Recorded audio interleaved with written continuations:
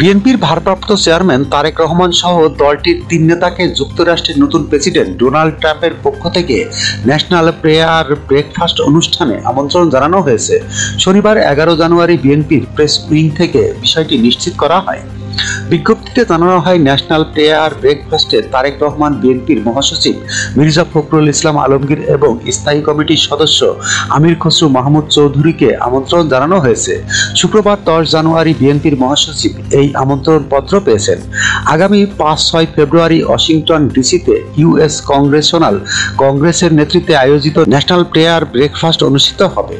প্রসঙ্গত, national prayer breakfast হলো যুক্তরাষ্ট্রের ওয়াশিংটন ডিসিতে অনুষ্ঠিত একটি বার্ষিক অনুষ্ঠান। সাধারণত ফেব্রুয়ারির প্রথম বৃহস্পতিবার এটি অনুষ্ঠিত হয়। এই অনুষ্ঠানের প্রতিষ্ঠাতা ছিলেন আব্রাহাম বেরিডে। অনুষ্ঠানটি আসলে সভা, মধ্যভোজন ও নৈশভোজনের একটি সিরিজ। ন্যাশনাল প্রেয়ার ব্রেকফাস্টে বার্ষিক প্রায় 3500 অতিথি অংশগ্রহণ করেন, যাদের মধ্যে 100টির বেশি দেশ সেখানে আমন্ত্রিত অতিথিরাও থাকেন। এই বার্ষিক ইভেন্টে প্রার্থনা, রাজনীতি এবং ব্যবসা সহ সমসাময়িক গুরুত্বপূর্ণ বিষয় উঠে আসে। যখনকার খবর তখনই দেখতে চোখ রাখুন সুন 24 টিভিতে। চ্যানেলটি সাবস্ক্রাইব করুন।